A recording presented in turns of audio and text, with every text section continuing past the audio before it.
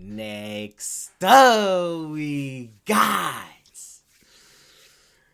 College Football 25 Dynasty Deep Dive. Because I'm ready to deep dive in College 25. You know what I'm saying? Now, let me know in the comments, how have y'all been eager for CFB? You know what I mean? Let me know how eager y'all are to play this game with all the trailers that have been coming out. You know what I'm saying? How eager have y'all been? You know what I mean? Because me personally, I've been hyped, bro. Now we'll have now officially, what is it? Was it today second? 18 days. You know what I'm saying? Until it come out. Actually, even shorter than that, because if you pre-order the game, you get it 3 days earlier. You know what I'm saying? So really, July 16th. So that's the day we're gonna be streaming it for the first time. And by the way, we're gonna be streaming it as soon as it come out. You know what I mean? Follow my Twitch, link in the description. Almighty CT with 2 Y's. We're gonna be streaming it. You know what I'm saying? So hey, now me personally, I've never played Dynasty. Not gonna lie, I never played it. You know what I mean?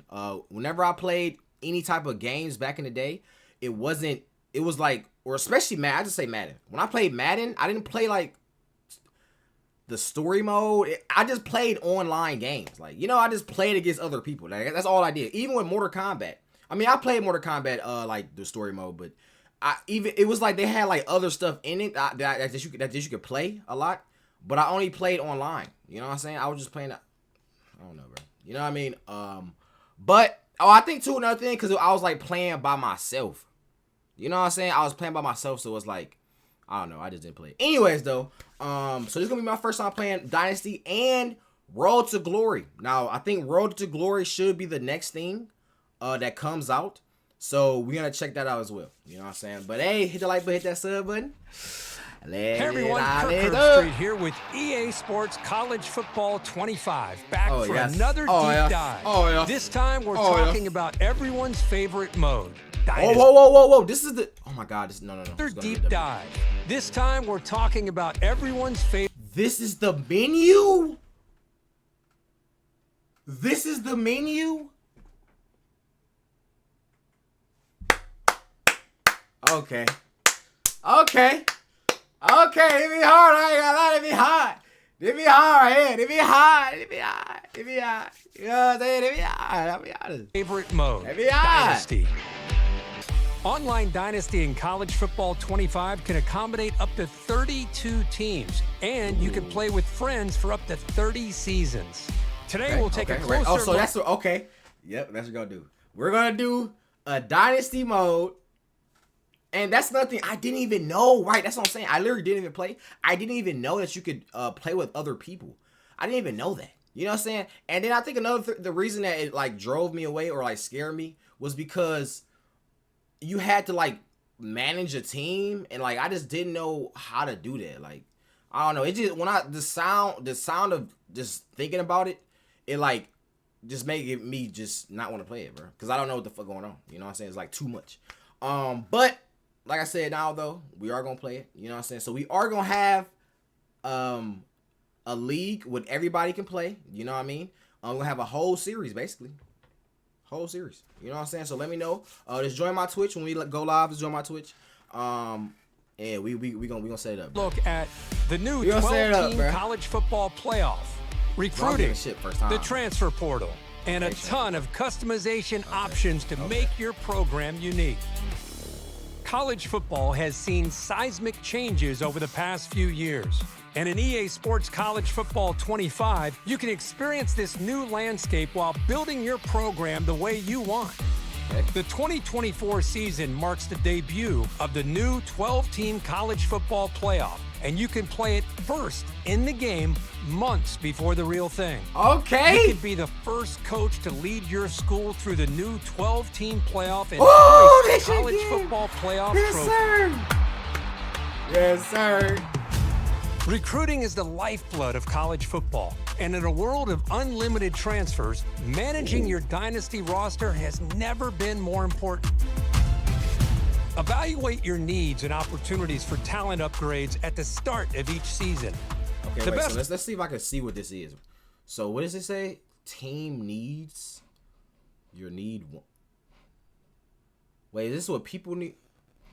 What is need? Wait, TOT. Needs and opportunities for talent upgrades at the start of each season. The best way to build a powerhouse is to recruit through the high school ranks.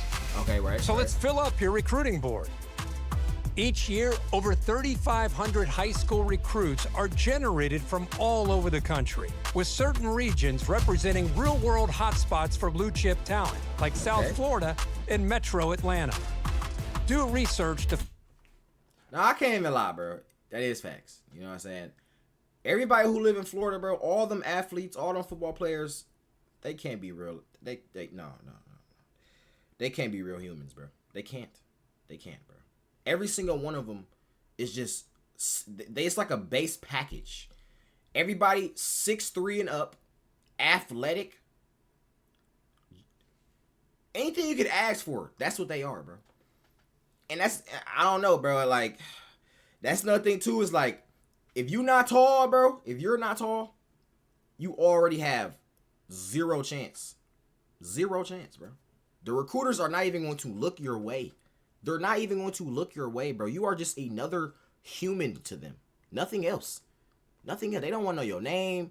You know what I mean? And I know a lot of kids probably talk to coaches and stuff like that. Bro, as soon as you call him, bro, he's deleting your number. He's blocking you right after you call him. No cap. You know what I'm saying? Which is messed up, bro. It's messed up. But that's just what it is, bro. You know what I mean? Same with NBA. You just got to be tall, bro. That's number one thing. And you can't even teach that. You can't teach height. How you gonna teach height? You can't teach speed either. All these Florida kids was super fast. Find recruits that best fit your program and determine who you can realistically land. A recruit's interest in your school is decided by 14 different pitch grades like proximity to home, playing time, and brand exposure. So you'll need to discover how your program's pitch grades align with your recruit's desires, in addition to scouting for talent. Some players have a deal breaker requirement, and if your program cannot provide, the recruit will lock you out. What? Deal breakers all. What? Oh, that's too much, bro. Wait, what? Some players have a deal breaker requirement, and if your program cannot provide, the recruit will lock you out. The recruit. Oh! Stop playing! Stop playing! What? Deal breakers also drive a player's decision to enter the transfer portal. Monitor at-risk players and get one last chance to convince your favorites to stay. Track your recruits as they narrow down their top schools. Pitch a prospect to gain more interest, and then set up school visits when the timing is right. It's crucial to remain in their top 10, then 8, then 5, to finally be part of their top 3. As a recruit trims down to the top 8, you can attempt to increase your appeal. If your school doesn't have exactly what the prospect is looking for, you can try to sway their opinion in your favor. Plan visits that elevate a recruit's experience, like pairing a quarterback visit with a wide receiver visit at the same time. It's crucial to keep an eye on the transfer portal when it opens in the offseason to round out your roster with talent you couldn't land from recruiting. Add portal prospects to your board just like you would with recruiting, but expect quick decisions as transfers have a shorter timeline to land a new home. Facts. Conference realignment is a hot topic in college football. And with custom conferences in EA Sports College Football 25, Dynasty is yours to control. See what a 20-team super conference might look like, or revert to the traditional conference alignment. Shape the conference size and membership and set custom conference rules, set up divisions, and more. Once you've settled your conference options, it's time to select your team. Begin with a highly ranked team and dominate at the top with repeat recruiting and playoff success. Or build from the ground up with a smaller program and prove you have what it takes to go from an unknown to postseason favorite.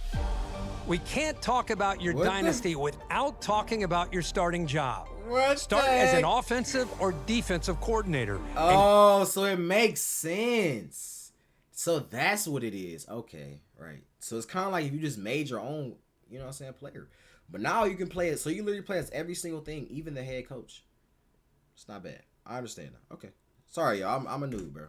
Okay. About your starting job. Makes sense. Start as an offensive or defensive coordinator and climb the ranks to head coach. Or take over a program as the head coach right away. Choose from one of the 3 base coaching types to start. Your coach type will determine what coaching skill tree you start with. From there, the abilities you acquire as you progress will determine what kind of coach you develop into. Okay, unlock additional skill trees with better abilities. Or, if you build up multiple skill trees, you can unlock hybrid trees that leverage a more diverse skill set. The coaching carousel is an important part of every coach's journey. Whether you're the head man at your dream school or working your way up, the carousel is your way of fielding offers from other programs. Head coaches in Dynasty can actively manage their coordinator positions. So if one of your staff takes a job elsewhere, or you decide to cut ties for other reasons, you can use the carousel to replace them. Remember, even the greatest coaches need support, and every coach has a unique skill tree. It's important to think about how you want to build your staff, whether that's doubling down on your existing strengths to max out your benefits or seeking out balance for a well-rounded staff. Choose wisely. The decisions you make here will matter to your program's success and your coach's progression. The benefits of coach talents are stackable. So if your head coach and defensive coordinator have the same ability, the impact for that ability will be greater. Well, that's it for today's deep dive into Dynasty mode. Y'all know we already got the young Eric Mayweather. You know what I'm saying? Shout out to Eric Mayweather. Y'all go subscribe, bro. Eric Mayweather is literally the greatest channel out right now. You know what I'm saying? Go get this up, but the Dynasty Deep Dive for EA Sports College Football 25 is finally here. They just dropped a trailer and they dropped a massive blog on the website. Now in this video, I have condensed the blog down a decent bit so that this video doesn't go over an hour long, because yes, the blog is literally that long. It's 17,000 words, over 80 pages. It's a lot to read through, so I've condensed it down. You're going to see some trailer clips, you're going to see a lot of screenshots, and I'm going to go over all the important details you need to know about Dynasty. And if you don't want to miss out on the other upcoming videos on this channel for College Football 25, like the gameplay we're going to be getting soon and the Road to Glory deep dive, make sure to subscribe and hit the bell. We haven't even got gameplay. Bro. Like actual gameplay. I mean, I think honestly though, what the clips they've been showing us is the gameplay. If you really think about it, like I was thinking about that earlier, like, cause I'm looking at it, I'm like, this is the game right here, bro. This is the game. Usually, even if like they drop a beta. The beta is still the game. Since when, and that goes for Call of Duty, whoever drops a beta and they say, okay, yeah, y'all just play this real quick and tell us if it's good or not. You know what I mean? Like, honestly, it's really some marketing thing, to be honest. They just letting you play it earlier so people could be more hyped for the game, honestly. That's what it is, bro. Because no, they don't change anything. Nothing's changed. Think about it. Somebody tell me when, it's probably back in the day, you know what I'm saying? When the developers actually cared about their job back in the day. But nowadays, nah, bro. They ain't changing. Icon on, so you don't miss any of those uploads. That might just be the Trying gameplay, to get to 600K subs before the release of this game. And if everybody watching just subscribed, we could hit that number in a few days. But it looked nice, though. Like, just looking at this little screenshot. Subs before the release. They showed us new screenshots. This game, and if everybody watching just subscribed, we could hit that number. Like, this looks hard. I'm not gonna lie. This looks hard, bro. This is nice. I like this. Okay. In a few days. Okay. So there's 3 big pillars to Dynasty mode for College Football 25. Build your coach, build your program, and deliver the world of college football. So let's start with building your coach. EA met with college coaches and experts to break down real-life coaches, and they said this. What we found was that both current and former coaches broadly fit into 3 main categories. Some are incredible recruiters, while others are motivators who maximize the potential of their players. And lastly, tacticians out-scheme their opponents with on-field X's and O's. There were also a number of coaches who were more of a hybrid between 2 categories, but 2 things were loud and clear. No coach was great at everything, and there is no single path to being a great coach. All of our research and discussions led us to build a coach experience centered around 3 goals. No coach can be great at everything. There's a rock, paper, scissors relationship between coach types with no dominant progression path, and coordinators and how you build your staff matter. So let's start with coach progression. Progressing your coach starts with playing games. As you play, you will complete coach goals that award XP. Once you earn enough XP, you will level up your coach to a maximum level of 50 and be awarded coach points. Coach points can be spent to upgrade your coach's abilities. More on that later. There are 4 coach XP goal categories that can be single game, weekly, season, or career goals. You've got the draft, you've got game, you've got recruiting, and you've got stats. I will leave this up on the screen so you can read what each thing does, but for sake of so y'all can see real quick. Okay.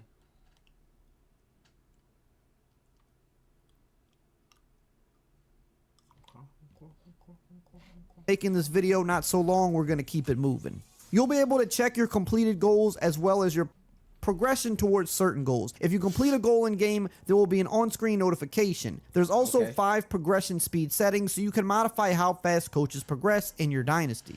Coach archetypes. The archetype system is similar to your traditional RPG classes, where all of your party members have a specific class or archetype and role. To be successful, everyone must work together. It says here, our system is no different. All coaches will start with the base class or coach archetype, which can be thought of as a special ability in a traditional RPG. Just like our real life coaches, the base archetypes fall into 3 categories: recruiting, motivation, and scheme. From your base archetype, you can progress in multiple ways. You can become an expert in a single category like recruiting, where you become an elite recruiter and excel on the recruiting trail. Alternatively, you can become a hybrid coach who is strong in multiple areas. For example, a talent developer who is great at both talent acquisition, which is recruiting, and player development, which is motivation. The ultimate goal is to become a program builder or CEO atop the world of college football. Achieving an elite archetype like program builder or CEO is a combination of on-field success and ability progression. There is no single formula to reach these statuses. You will be able to mix and match different ability combinations and progression paths, leading to strong customization. In today, there are 11 different archetypes, each with their own focuses and perks. Together, they form a rock, paper, and scissors relationship where there is no dominant archetype. While there is no doubt that talent acquisition is the most important thing in college football, focusing solely on recruiting can leave you vulnerable in other areas. With that being said, remember that no coach can be great at everything.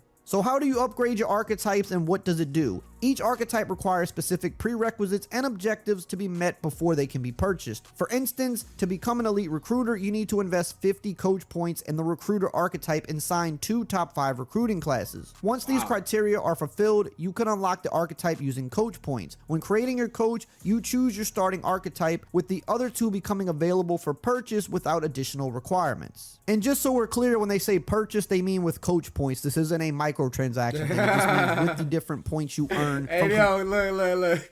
All Madden fans, 2K fans, when you hear the word purchase, that is PTSD. No cap.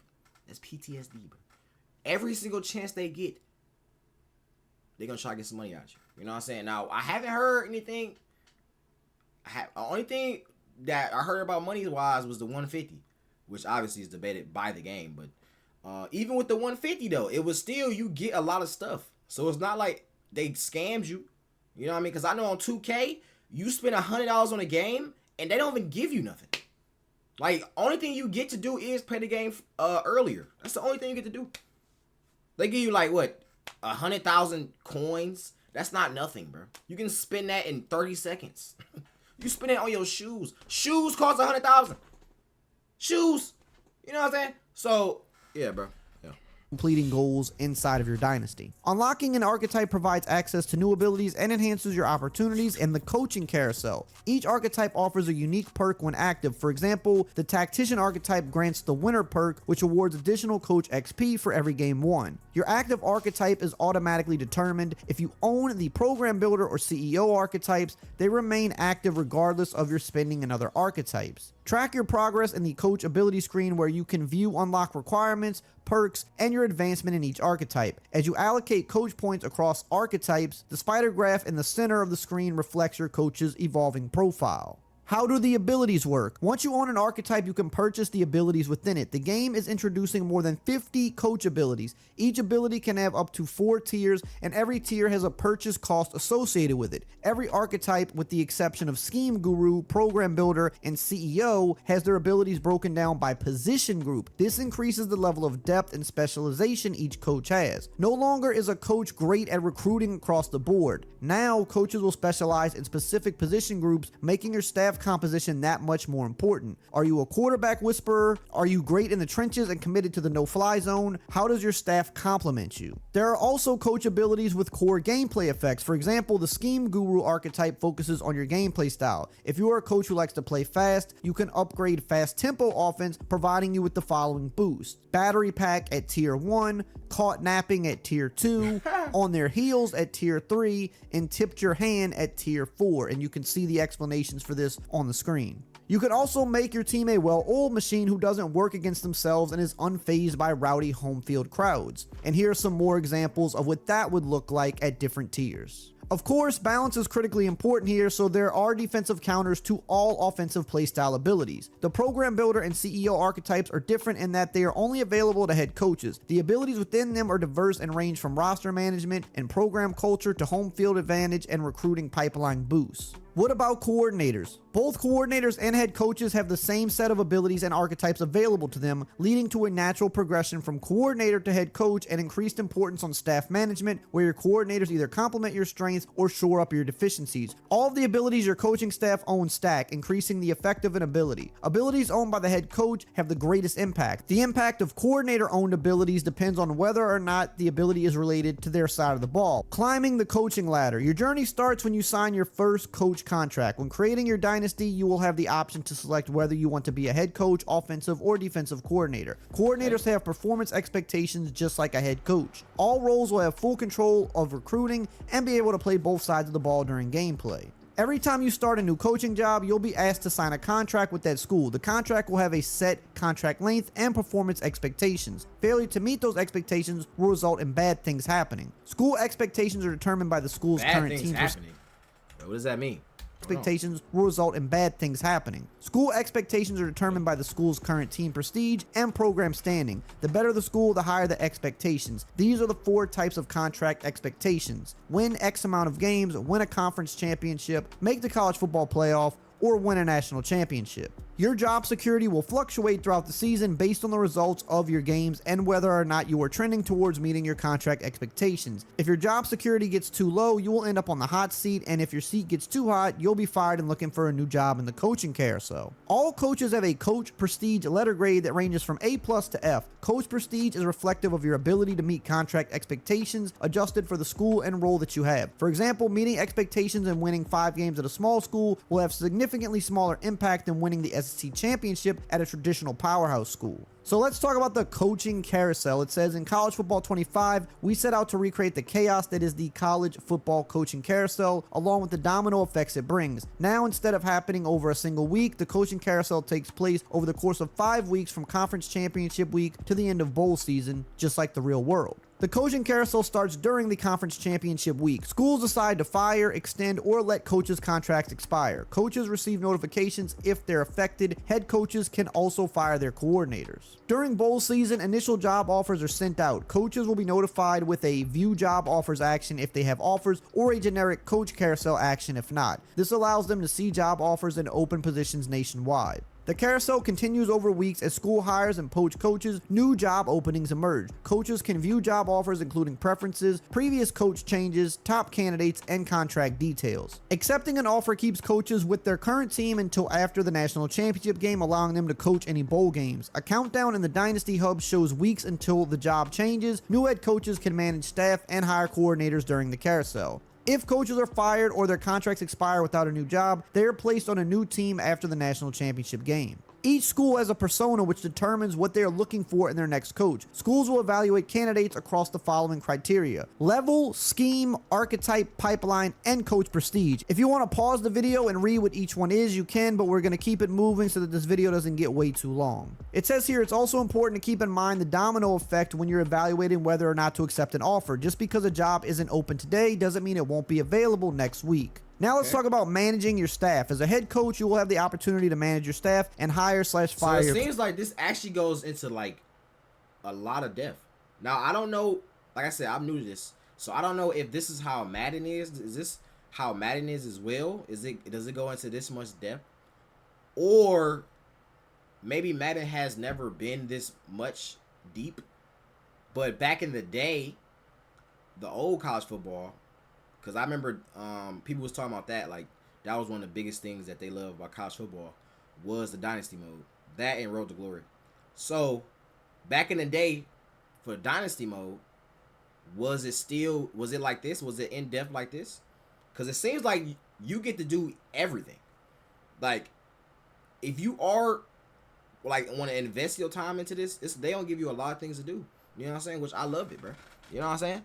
I love coordinators. Remember, the coach archetype system does not allow for you to be great at everything, making who you surround yourself with that much more important. Staff management is your opportunity to build your staff the way that you want in an effort to put yourself in the best position to succeed as a program. During conference championship week, you can fire coordinators, which is your only chance to do so unless they are hired by another school. Coordinators have a standard 2-year contract that auto-renews. If their contract is nearing its end, they might be poached by another school during the carousel, giving you a chance to hire a replacement. Starting from Bowl Week 1, you can hire new coordinators. You'll see a curated list of candidates tailored to your school's needs. Each candidate's current school, archetype, coach level, and interested schools are available. You can also review their talent tree to assess their fit with your staff. Offering a position doesn't guarantee acceptance. Each week, you can only offer one coach per position. After advancing the week, you'll know if they accepted. If not, you can offer another coach. If a position remains unfilled after the carousel, you'll automatically receive a coordinator suitable for your program's caliber. Build your program. There is no question that in today's world, roster management and talent acquisition are at the forefront of college football and building your program. Players can now transfer whenever they want, and they have expectations for you and your program. Some are looking to play early, others want to win a championship and play in big games, and stars want to grow their brand beyond the field. Aligning with what your program can do for them has never been more important. EA talked with coaches, players, and even the community to determine what program management should look like for the game. It says, ultimately, we landed on 4 core goals when building your program. Humanize recruits by giving them unique needs and motivations that the player has to discover by interacting with the recruit. Differentiate regions of the country by player caliber, quality, and type to authentically capture high school talent based on historical real-world data. Represent the different resources available to schools. Wait, did I say search social media? DM the player, contact friends and family, send the house? Yo, so you really gonna be entered? Okay, I wonder if they gonna have like cutscenes, or maybe they won't go that deep. They might though. They might just have something like that though. Like, say you search somebody, like, so say like you go, like, I don't know, on a computer and then like search your social media, just search it up. You know what I'm saying? Maybe, I don't know. Do coaches go deep? Do they know how to hack your social media and look at everything you've ever posted ever? We don't know that. We do not know that. All right, it's only them to know. You know what I'm saying? But they might do something like that. Little cutscene, little 5-second. You know, maybe like a 10-second cutscene, or maybe a minute, depending if you want to watch the whole cutscene or not. You just skip it. So that'd be sweet. Okay. Based on historical real-world data. Represent the different resources available to schools, ensuring that the top schools can blanket the country while smaller schools will need to be more targeted with their approach, and make the transfer portal feel authentically unpredictable. Welcome to staged recruiting. It says we're introducing a new stage recruiting experience built around 3 distinct phases: discovery, pitch, and close. Just like in the real world, every recruit will be in a different stage of their process. Where they are in their process will dictate how you interact with them and the level of engagement they require. Recruiting begins with discovery, where you gather information about a prospect quickly to assess their alignment with your program. Once a recruit announces their top 5 schools, you move into the pitch phase. Here you sell your program and how well it meets the recruit's motivations. The final stage is close, where you host the recruit for an official visit to make a lasting impression. A successful visit can lead to significant gains and possibly a verbal commitment. The recruit's final decision comes on National Signing Day. It says here, when we talk about being 134 ways to play, we are talking more than just on-field gameplay. Every school is graded from D- to A+ across 14 different categories, which comprise their My School grades. These grades define who a program is and what their strengths and weaknesses are. Now here are the 14 different categories, and they're pretty much self-explanatory even though they come with descriptions. You've got playing time, playing style, championship contender, program tradition, campus lifestyle, stadium atmosphere, pro potential, brand exposure, academic prestige, conference prestige, coach prestige, coach stability, athletic facilities, and proximity to home. Each grade has a unique set of grading criteria. For example, playing time is graded on a per player basis. The player's overall or projected overall, if they are a recruit, is compared to the team's roster to project how many years it will take for them to become a starter. Actions you do on the recruiting trail will impact the playing time grade for both recruits and players on your current roster. Even if a player is a starter today, signing new players and recruiting may negatively impact their playing time grade and cause them to enter the transfer portal. On the other hand, championship contender uses a combination of your top 25 poll ranking, team prestige, and an assessment of your current roster's quality with Bud Elliott's blue chip ratio. Most grades update dynamically throughout the season, with some only updating at the end of the season. It's important to keep tabs on your grades throughout the season and how you're trending, because a slide in your grades could trigger decommits from verbally committed recruits or sudden transfer portal exodus at the end of the season. You can view all of your grades and detailed information in the My School screen accessible from the Recruiting Hub. This screen helps assess your school's strengths and weaknesses, offering steps to improve each grade. Recruits and where they come from. Each season, over 3,500 recruits are generated nationwide, and each recruiting class varies in talent and positions. Some years will feature abundant quarterback talent, while others have fewer standout prospects. Additionally, the quality and quantity of recruits vary by region. For example, Southern California is renowned for producing top quarterback talent, while East Texas consistently produces exceptional wide receivers. This approach ensures authenticity in representing high school talent across different regions. What a recruit cares about. Each recruit cares about one of 14 motivations aligned with specific grades. Their star rating influences which motivations matter most. 5-star recruits prioritize advancing to the next level, winning championships, and NIL opportunities, while 2-star recruits focus more on proximity to home, coach stability, and academics. Every recruit has 3 motivations they deeply care about, forming their ideal pitch. During discovery, recruiters aim to identify this quickly to gauge program alignment. If a recruit's ideal pitch includes a deal breaker, which is a non-negotiable motivation, failure to meet it means they won't engage with your program. Deal breakers persist throughout a player's time on your roster, reflecting a commitment. Wait, so I wonder, did they already show us the deal breakers? Because I wonder how many they give us now I think about it. That'd be crazy, bro. Because some people, deal breakers might just be how far it is. Because I know that was a lot of things. But then again, I don't know. I guess it depends on the person's parents. Like if the parent, because he might want to leave. He might want to go across the country to play football. You know what I'm saying? But the parents want you to stay closer. So it's like, okay, now who opinion do you listen to? His or the parents? I don't know. You know what I'm saying? So that could be a reason. But I don't know. That might be too deep, though. I don't know. That might be literally too deep. But it might not, though. Whole time they talking about searching social medias. Like, come on, bro. You must uphold. Failing to meet a deal breaker could prompt a player to consider transferring at the season's end. Recruiting pipeline. It says when we analyze historical recruiting data, it was clear that even in today's day and age, recruiting is still highly regionalized. We discussed various recruiting strategies and tactics with current and former. And now that I think about it, bro, like this is it actually reminds me again about how cutthroat like just real life is. Cause just think about if you were like this, you was actually doing this in real life, like this was your actual job. You know what I'm saying? And you just scrolling through all these players, you gotta figure out who's gonna be the best fit. It's just like it's so much. It's so much. So if a player has anything that you don't like, it's so easy, bro. Now, it makes sense. It's so easy to just overlook them, bro. It's so easy.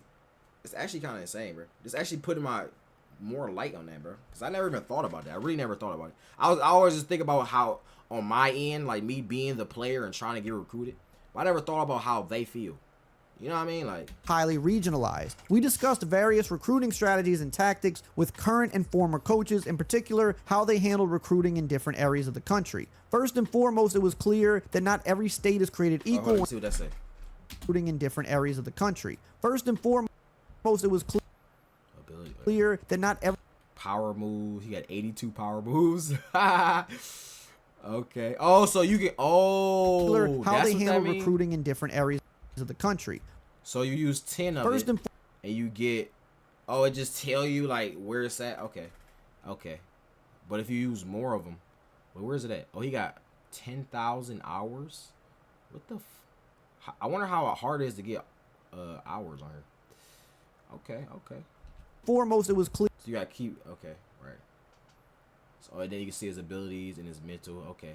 Clear that not every state is created equal when it comes to recruiting talent and pipelines. Having a pipeline in Florida is much more valuable than one in New York. This made clear that the traditional approach of having each state be its own pipeline wouldn't accurately represent the recruiting landscape. One of our goals was to balance pipelines in terms of the quality and quantity of recruits that come from them, as well as how schools tend to look at them. To determine pipeline strength, each school's recruiting classes over the past decade was examined. This data informed a tiered ranking system, assigning schools a pipeline level based on historical recruiting success. Higher pipeline levels increase a school's initial appeal to recruits and the effectiveness of their recruiting pitches. Pipeline levels are permanent, ensuring that schools historically strong in a region maintain a competitive edge. For instance, Florida schools excel in Central Florida, including areas like Lakeland, Tampa, and Orlando, while LSU's influence extends into East Texas and the Gulf Coast. Together, pipelines and deal breakers create a much more realistic and less exploitable recruiting experience. While it's still possible to land 4 stars as a small school, it will require the right fit and heavy investment of resources and time. Moving on to initial interests in top schools. Every recruit begins with an initial list of schools they're interested in.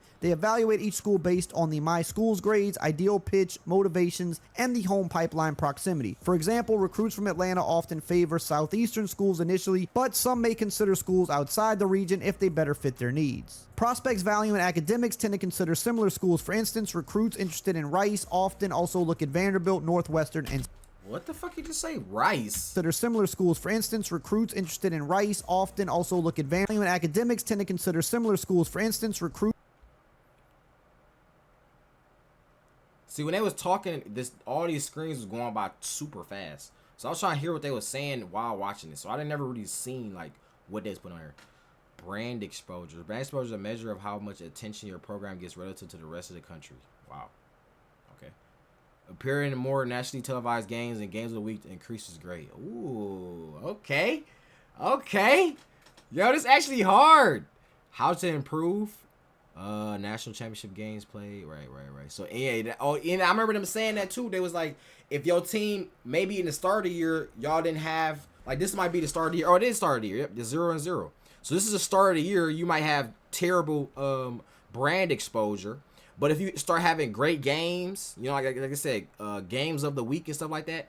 So your game was that good that they put on the game of the week. You know what I mean? And then now people are like, okay, who is this school? Okay, hold on. Okay. Then so by the end of the season, you could be 5 stars. Like my team gonna be 5 stars. You know what I'm saying? Shit, fuck 5. I need 10 stars. No cap. Recruits interested in Rice often also look at Vanderbilt, Northwestern, and Stanford. Games? Recruits interested in Rice often. They got streamers on here? Streaming games?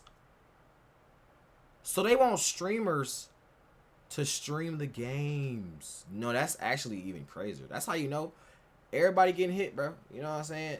Like, social media is now the new wave, bro. That's what it is. You know what I'm saying? It's new wave, bro. Often also look at Vanderbilt, Northwestern, and Stanford. Recruits may be open to any school or already narrowed down to their top 8 or top 5 based on their motivations and locations. As recruiting progresses, they narrow down their choices from open to top 8 to top 5 to top 3, and then they ultimately commit. Your goal is to stay above the cut line each week by adjusting your recruiting strategy based on changing recruit statuses. So let's talk about the 3 stages of recruiting. The first stage of recruiting is discovery, where your goal is to learn information about the prospect as quickly as possible. Okay. Discovery starts with prospect identification. You can find prospects to recruit from the prospect list. The prospect list defaults to the recommended filter, which identifies recruits who would be a good fit for you. You can quickly filter the prospect list by positions or by top prospect, star rating, and state. The advanced search allows you to search for prospects that match a specific set of criteria. You can search for recruits using the following criteria: position, player archetype, state, minimum star rating, height, weight, handedness for quarterbacks only, and interest in your school. When viewing a recruit in the prospect list, you'll be able to see bio information about the recruit as well as key recruiting information like deal breakers and how interested they are in your school.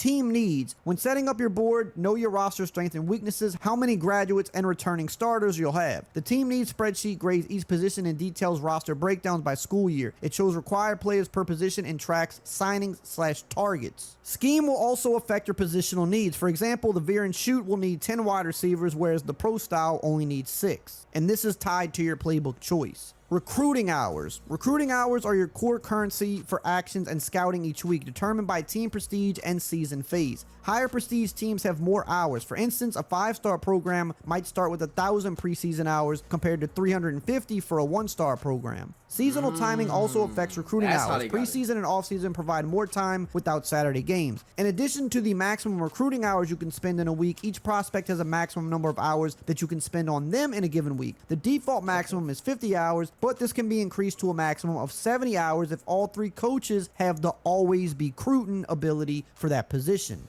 The recruiting board. The recruiting board is where you'll focus most of your recruiting efforts. It lists all the recruits on your board with key details, allocated hours, scouting status, scholarship offers, scheduled visits, stage, and interest level. You'll also be able to filter this list. You can filter by prospects who are ready for a visit, prospects you haven't offered a scholarship to, recruiting stage, position, and more. Selecting a recruit lets you interact and view their bio details. A progression bar at the top tracks overall stage advancement. So my last question then will be wow, I know a lot of you could be able to do all this and then you be able to play with your team. So I think another thing, I thought that you didn't play with the team. You didn't play with them. You just did all this and let them play. You know what I'm saying? It's like I thought it was like literally no fun. Cause why am I doing all this extra super hard work just for my team to maybe be good? You know what I'm saying? Then you already know the AI, how the AI play Madden. How they play, how they interact with each other, it'd be like it's not like how people online play. You know what I mean? So I'm like, so I don't know. Can you play? Let me know in the comments. Can you play this? Right? You can play. You definitely can play with your team that you created. Right? There's no way you can't. There's no way. The overview tab summarizes each school's progress with the recruit. When a school bar fills, the recruit progresses to the next stage. Teams below the cut line are locked out from further communication with the recruit. Before you start offering scholarships and dictating recruiting hours to prospects, it's important to make sure you're targeting the right ones for your program. During the preseason, you are only able to scout and offer scholarships, so it is a great time to scout players and ensure you are targeting the right prospects. Prior to scouting a player, you'll only be able to see their star rating, height, weight, hometown, position, and archetype. You'll see question marks on their attributes, abilities, and development trait. The attributes represent the top 10 ratings for their archetype. Each attribute has 4 states of scouting: unscouted, partially scouted, mostly scouted, and fully scouted. When you scout a prospect, you uncover limited information, fully or partially revealing attributes and abilities, but not their development trait. Coaches stress that identifying a player's development trait requires intuition and direct contact, often revealed on National Signing Day or potentially during an official visit with the mind reader ability. Lower rated recruits pose more ambiguity and uncertainty in their skill set due to less exposure compared to higher rated prospects visible in media and high profile events. This uncertainty is captured in the gem/bust system when scouting may reveal a hidden talent. A 4-star gem could perform like a 5-star, while a 4-star bust might play more like a 3-star. Even a 5-star bust will remain a solid player. Now, how do you find your ideal pitch? Once you've identified a prospect who meets your initial criteria, it's time to uncover their motivations. Each prospect has 3 motivations that form their ideal pitch. Quickly discovering their ideal pitch aligns their motivations with your program, crucial for Stage 2 pitching. Stage 1 offers 5 recruiting actions to uncover intel and gain influence with the prospect. Each action requires recruiting hours, with higher hours accelerating information discovery and influence. The 5 recruiting actions are as follows. You can offer a scholarship, you can search social media, you can DM the player, you can contact friends and family, or you can just send the house and go all out for them. Now we move on to Stage 2, the pitch. After the recruit narrows their top schools down to 5, it's time to begin pitching the prospect on your school and what you have to offer. When pitching a prospect, there are 2 different pitch types you can use. You can soft sell, which awards a moderate amount of influence when choosing the correct pitch, but it also limits the downside risk and penalty of pitching the prospect on something they do not care about. You also have a hard sell, which provides the most influence when choosing the correct pitch, but it also comes with the largest penalty if you pitch the wrong thing. After choosing a pitch type, you select a pitch consisting of 3 motivations from a total of 20 pitches. For instance, the Sunday bound pitch emphasizes championship contention, conference prestige, and your school's track record of player success. To gain a competitive edge and align better with the prospect, you can sway their motivations. Successfully swaying gives them a new ideal pitch exclusive to your school, potentially creating a third combination. The likelihood of success increases with overlap between the original ideal pitch and the one you're proposing. For example, if their ideal pitch includes campus lifestyle, proximity to home, and program tradition, you might sway them towards a pitch like college experience, which includes academic prestige and stadium atmosphere. Then we move on to stage 3, the close. The final recruiting step is closing. This involves bringing the prospect for an official visit to make a lasting impression. To schedule a visit, the recruit must be considering your visits out here. Okay. School among their top 5 choices, and you must have offered them a scholarship. The cost to schedule a visit is 40 recruiting hours, separate from your weekly allocation. Visits are crucially timed around the recruit's bye week or home game. You can host up to 4 recruits per week. Timing is strategic. While a big rivalry game can boost your appeal, it also risks losing the recruit to another commitment beforehand. Game day and opponent strength also influence visits. Higher stakes games offer greater influence if won, whereas lower tier opponents provide little upside and potential downside if lost. Complementary positions among visiting recruits enhance the visit, while competitive ones distract. So for example, you may not want to have multiple QBs visiting at the same time, whereas if you have a quarterback and a wide receiver at the same time, that could be a good thing. During the visit, you choose from 14 activities aligned with prospect motivations and your My School grades. A successful visit can lead to a verbal commitment, but you must maintain engagement until signing day. If committed, a recruit with a deal breaker will decommit if your grade drops before signing day. Once signed, your focus shifts to retention and player happiness and post-transfer portal concerns. This next section is called Hey Coach, I'm sorry, but I've decided to leave. And it says here, the transfer portal has drastically reshaped college football in recent years, offering both opportunities to upgrade your roster quickly and risks of losing key players. Like recruits, players on your roster can have deal breakers, which are promises between you and them. Failing to meet these expectations can lead them to consider leaving in the offseason. A player's likelihood to transfer after the deal breaker is violated correlates with their overall rating. Your actions throughout the season, such as coaching changes, can affect your My School grades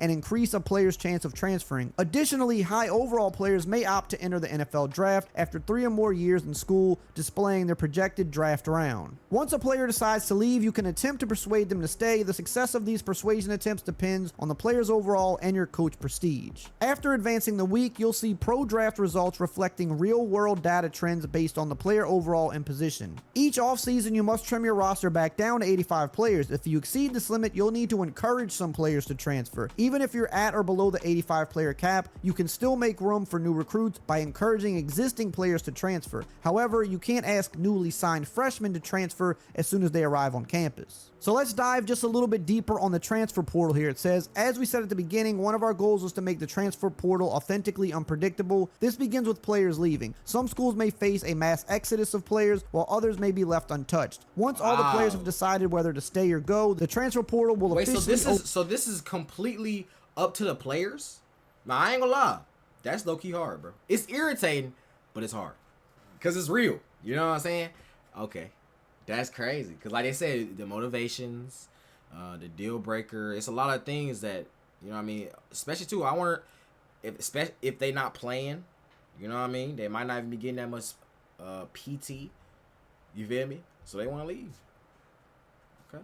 Open at the start of offseason recruiting. During the 4-week offseason recruiting period, transfers make their final decisions on National Signing Day, causing the rapid roster changes. Teams face decisions: pursue high school recruits or target immediate impact transfers. Balancing time between discovering transfer motivation, scouting, and selling your program is crucial. Transfers are rated based on overall and ranked nationally, statewide, and by position. Each has a unique ideal pitch and motivations, including a deal breaker that prompted their transfer. They evaluate schools based on alignment with their motivations, considering pipelines and proximity to home. High demand 4- and 5-star transfers limit their choices to 5 schools. Others vary in the number they consider. Signing day. Just like the real world, College Football 25 features both early signing day and national signing day. Each signing day takes place at the start of bowl season and after the regular season has been completed. National signing day takes place 7 weeks after the national championship. On signing day, players committed to a school beforehand sign their letter of intent, preventing decommits. Most prospects commit by early signing day, but some decisions extend into the later cycle. Transfers offers also sign their letters on National Signing Day. Unsigned recruits after National Signing Day become walk-ons in the offseason. No longer do recruited players disappear without a commitment. The team with the highest influence on signing day secures the player, provided they offered a scholarship, a significant improvement for clarity and player engagement. Position changes. Following signing day, you will have the opportunity to change player positions ahead of offseason progression. Players will be able to change to any other position regardless of their original position. The position change spreadsheet will show you their projected overall at the new position, which archetype they would become, and where they would rank on your depth chart. So let's move on to player progression. It says the offseason is the most impactful time period when it comes to player development. While players can improve throughout the season, the bulk of their progression and development happens during the spring and summer. Players automatically progress their attributes and physical abilities, with mental abilities remaining unchanged to emphasize player differentiation. Player progression primarily occurs during the offseason following position changes. Progression depends on factors like school year, coach abilities, and developmental trait. Younger players such as rising sophomores experience larger leaps and attributes to reflect real-world physical maturation differences. Coaching staff impacts development significantly. For instance, motivators with the abilities like pay it forward provide bonus XP to a position group every time a player at that position is drafted in the first 3 rounds. Don't even say it, bro, because I already see the comments coming. CT, that look just like you. No, it don't, bro. That do not look like me, bro. That do not look like me. Stop. I already see it coming. Bro. To a position group every time a player at that position is drafted in the first 3 rounds. No, there are 4 different player development traits: normal, and by the impact. way, do y'all miss my dreads? You know what I'm saying? Because I remember when I cut them off, everybody was like, "Oh my god!" Like especially all the dreadheads or people that want dreads. They probably was like, "Dang, his dreads was like," because people was just compliment my dreads a lot. You know what I'm saying? So he was probably, y'all was probably like, "Yeah, why did you cut your dreads? Like, what is wrong with you?" Like, I mean, people saying all my aura gone. No, bro, aura never left. You know what I'm saying? Y'all gotta understand something, bro. Some of y'all are y'all getting carried by y'all dreads. There's a difference between getting carried by your dreads versus your dreads just add to your appearance. Think about what I just said. I'm spitting facts. It's 2 different things. I wasn't getting carried by my dreads, bro. You know what I'm saying? I really can have every hairstyle ever. Any hairstyle I have, I can still get females. You know what I'm saying? So me having dreads or not don't matter, bro. You know what I'm saying? I know some of y'all look chopped in the face, bro. That's just what it is. You know what I'm saying? Somebody like me, I'm just a good looking man, man. Just a good looking man. You know what I'm saying? Just a good looking man. And elite. Skill groups. Players progress by upgrading entire skill groups rather than individual attributes like trucking. Each skill group, such as the running back power skill group, encompasses related attributes like strength, stiff arm, toughness, jumping, and injury, with a maximum level of 10. Some players may have a lower cap for certain skill groups. Skill group caps represent a player's maximum potential in that area, varying by player, skill group, position, and archetype. Once a skill group reaches its cap, further upgrades are only possible for coaches with the architect archetype, using abilities like Limitless or Put a Ring on It. And when it comes to abilities, while progressing, players will look to upgrade their physical abilities if they meet the rating requirement. Every tier of a physical ability has an associated attribute requirement. For example, in order to have a platinum workhorse ability, a player must have 95 toughness. Impact players. Impact players are back and are a quick way for you to easily identify the key players on the other team. Every team will have at least 1 offensive and 1 defensive player who is an impact player. However, unlike the past, there is no limit to the number of impact players a team can have. Explosive offenses with playmakers everywhere might have 5 or 6 impact players across the board, letting you know. That's what them stars mean. So I wonder if this is online as well. Straight up that they got dudes and they are about. But I thought they already told us about like the mental ability, so that's why I ain't say nothing. But okay, I guess it's something else. 5 or 6 impact players across the board, letting you know straight up that they got dudes and they are about to cook. Wear and tear. With the introduction of the new wear and tear system, the week-to-week management of your players. So this is where all this come in, because we seen all this, and I was first saying, I'm like, damn, this sounds crazy, but I thought about it after I made the video. I'm like, okay, yeah, this is only for Dynasty mode, or these modes like this. This isn't really for online, like just playing head to head. You know, it's not like that. Which they might have it though. They still might have it the whole time. But they was talking about, yeah, because you gotta, I don't think, because you think you could get hurt Remember, you're only playing one game versus somebody. It's no way your players get injured. It's no way, bro. It's no way. You know what I mean? You mean tell me you want to play with your favorite team, with your favorite player, and your favorite player get injured. Now, if you using the same exact play over and over and over and over, spamming one play, and if he get injured like that, okay. That actually sounds reasonable. You know what I mean? Because that's actually irritating. People do be spamming the same play, me included. I do the same shit. Spam the same play, and if it ain't broke, don't fix it. No cap. I was spamming the same play. I don't care. You know what I'm saying? But so if your player get hurt like that, then okay. You know what I mean? Especially off like a big hit. He tired. You keep running stretch to the left, stretch to the right, and then somebody come down, hit him real hard, he get injured. That's not bad, bro. You know what I'm saying? But if it's just like normal game, normally, and one of your players get hurt, bro, like your quarterback get hurt, come on, bro. Essential than ever before. Players can incur damage to body parts during gameplay. The more damaged the body part is, the more it will impact their on-field performance. In addition to on-field gameplay, players will also incur wear and tear damage during the Super Sim. Each week, players recover from wear and tear damage based on the severity of the injuries. For example, if a running back severely injured his right ankle, but only slightly injured his left shoulder in the previous game, his shoulder will fully recover the next week, while his ankle would show only slight improvement. Managing player health involves deciding whether to rest them to promote full recovery or risk playing them, potentially prolonging their healing process. Now let's move on to the college football playoff. So it says here, during development, members of the team were able to participate in mock selection committee sessions hosted by the college football playoff to help better understand the process of how the committee determines their rankings. With the expansion of the new 12-team format, they were able to apply those learnings to project how the committee will value wins and losses in a world where going undefeated in a power conference is going to be less and less common, and the perception of schedule imbalance continues to widen. While the media and coach polls run throughout the entire season, you'll need to wait for the calendar to turn to November before you start to get the first peek at how the 12-team playoff bracket is shaping up. It says we created unique logic for the college football playoff poll to model how we anticipate the rankings to look in the new format. Generating a believable opinion-based poll is no easy feat, especially one where we are projecting what may happen versus being able to use real-world results as our reference point. Each week of the season, coaches, media, and college football playoff polls, along with the 12-team bracket update based on the most recent results and the final rankings and bracket,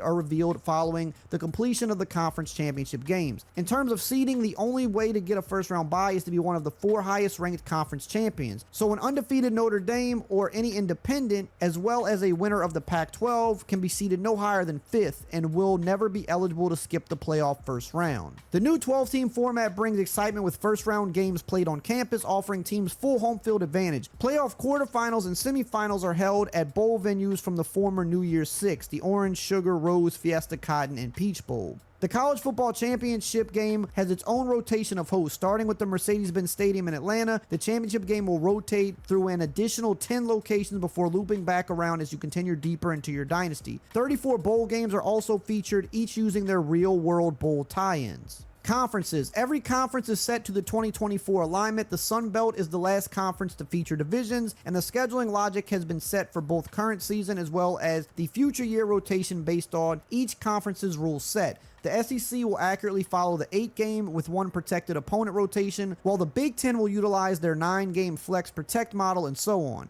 If you prefer to reset the conferences to a previous configuration, push forward to a potential future, or just blow everything up and make whatever conference membership you want and adjust the rules to your liking, you have the power to do that with custom conferences. You can adjust any conference to as little as 4 schools to as large as 20. Schools can also go independent for maximum schedule flexibility, though it might forfeit a potential first-round bye in the college football playoff. Each conference rules can be edited, including division presence names, number of annual conference games, hosting of the conference championship games, and more. Moving conference does not mean you are stuck with the old conference jersey patches or the logos on the 25-yard line. These will dynamically update based on the conference membership. Okay. Moving on to the schedules, it says... See, it be the little things. It be the little things. So they saying... You know how they be having the logos on a thing, which I didn't, honestly, they really could not even do that though. That's how you know they actually taking their time with this game, because they literally, no one was really even thinking about this, bro. So the fact that they even changing the jerseys as you rank up, because usually they would just you just have different jerseys on. That's all. You just have think about Madden. If you play Madden, I don't know if it's Madden. I don't know about Dynasty. I don't know about Dynasty mode since I don't play that. But if you play MUT and you in your playoffs, I don't think your jersey has the the playoff you know what I'm saying, the playoff logo on it, bro. I don't think it does it. Now when you play a Super Bowl, I think it does. They have like a whole little cutscene. But as you ranking up, you know what I mean? They actually change the logos. That's real little small details. Set you apart. I love it. These will dynamically update based on the conference membership. I love it. Moving on to the schedules, it says it's not enough to make sure that the schedules rotate and that the home and away gets flipped each new year. If it's the third Saturday in October, Tennessee better be playing Alabama. If it's Thanksgiving weekend, then the Iron Bowl, the big game, Florida State versus Florida, and a host of other rivalry games better be on the table next to the turkey and the stuffing. The scheduling system will make sure that those special games get filled in the correct weeks before adding in the rest of the conference and non-conference slate to get each school to their 12 games. For non-conference games, we have included as many real-world games as were announced by the time we had to lock schedules. So when you get to 2027 and 2028, the Florida State-Georgia home game and home series will already be scheduled. Week 0 has also become a recent tradition in college football, allowing some schools to start their seasons a week earlier than Labor Day weekend. These games are scheduled in the first year of Dynasty mode and continue in subsequent years, though most schools still begin their seasons on Labor Day weekend. And you can set your own schedule. You can customize your non-conference game schedule each preseason using custom schedules. Conference games are locked and cannot be edited, while non-conference games are editable. And of course, we got to talk about Team Builder really quickly. And it basically just says Team Builder is back and you can import up to 16 Team Builder teams in a private online dynasty. The commissioner will need to replace existing FBS schools with the Team Builder teams they want to add when setting up the dynasty. They also got some information in here about redshirting. It says college football has evolved both on and off the field, including recent overhauls and how the red shirts are managed. Players can now participate in up to 4 games per season and still retain their red shirt eligibility. Each preseason, you select which players you intend to redshirt. Throughout the season, you can track their games played to decide whether you want to continue playing them or preserve their redshirt status. And what about the trophies? Well, the rivalry trophies will be in the game and on the line, and the winner of each contest will take home their trophy and the bragging rights for that year.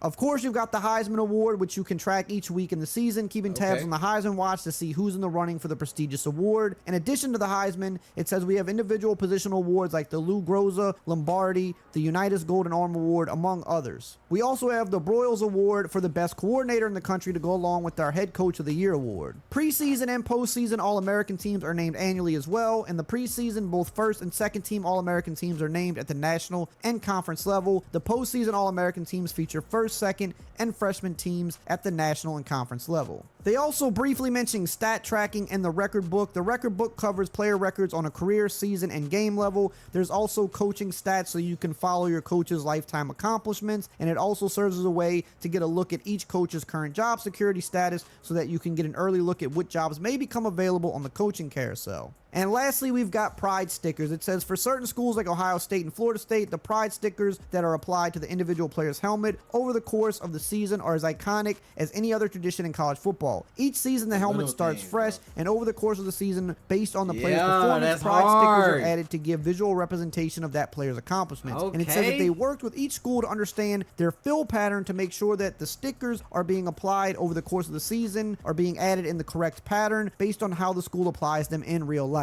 I really tried to make this video as short as I could, but they just put out way too much information. I hope you enjoyed it. If you want to know some more about... Woo! Wow. Chat. Wow. Let me know in the comments, how do y'all feel, bro? What do y'all think? Let me know. And also, too, if you made it this far in the video, number 1, I love you. Number 2, we'll play a little game. You know what I'm saying? To see who made it this far, I want you to comment a word. Word of the day. Dynasty mode. Comment Dynasty mode so I know who's watching. You know what I'm saying? I love y'all.